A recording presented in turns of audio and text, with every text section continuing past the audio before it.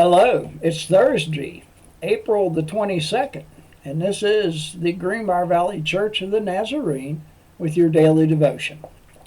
Today we are back in the book of Romans, chapter 9, verses 9 through 24. And here is the word of the Lord. For this was how the promise was stated.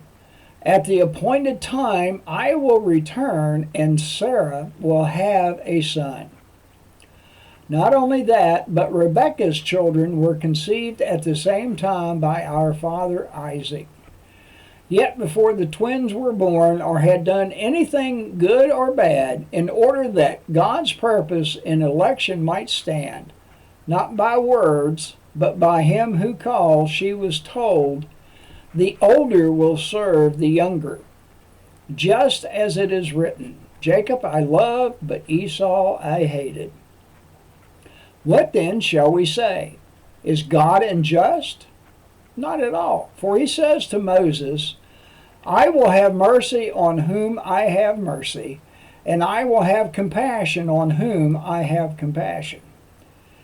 It does not, therefore, depend on human desire or effort, but on God's mercy.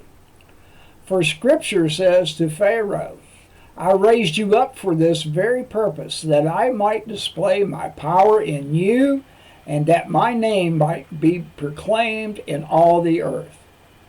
Therefore God has mercy on whom he wants to have mercy, and he hardens whom he wants to harden. One of you will say to me, then why does God still blame us? For who is able to resist his will?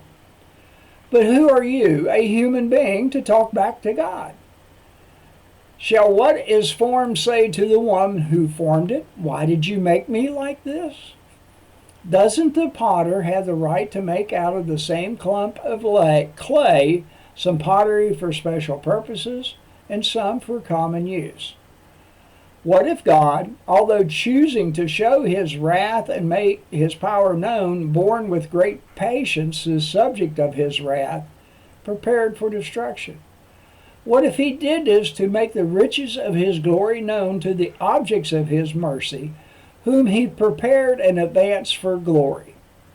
Even us, whom he called, not only from the Jews, but from the Gentiles. And that is the word of your Lord. In the article that Pastor Jameson wrote, it's titled A Work of Art.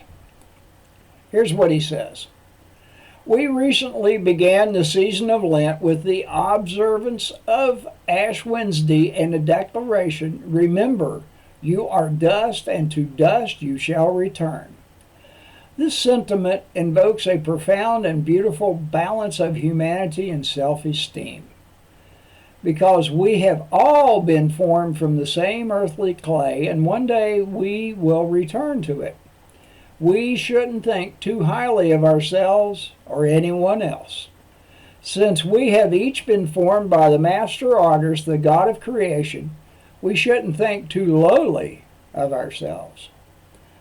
My friend Carolyn is an artist and sculptor. She throws pottery in a variety of forms. She shapes pieces for special occasions and others for more ordinary, everyday use. Some may be used to serve communion in a church, others for drinking coffee or eating soup in her home. Each has a purpose and is indelibly crafted with her care and artistry. Paul reminds us, as it is, there are many parts, but one body. And that is from 1 Corinthians chapter 12, verse 20. Each is unique and purposeful, part of a greater whole for God's glory and honor. In humbleness and confidence, may we know ourselves as a work of art by the master craftsman, with beauty and purpose. Henry Van Dyke wrote the hymn, Joyful, joyful we adore thee. All thy works with joy surround thee. Earth and heaven reflect thy rays. And from the book of Psalms, chapter 95, verses 6 and 7, Come, let us bow down and worship. Let us kneel before the Lord our Maker. For he is our God, and we are the people of his pasture, the flock under his care. And this is your daily devotion for Thursday, April the 22nd. Have a blessed day.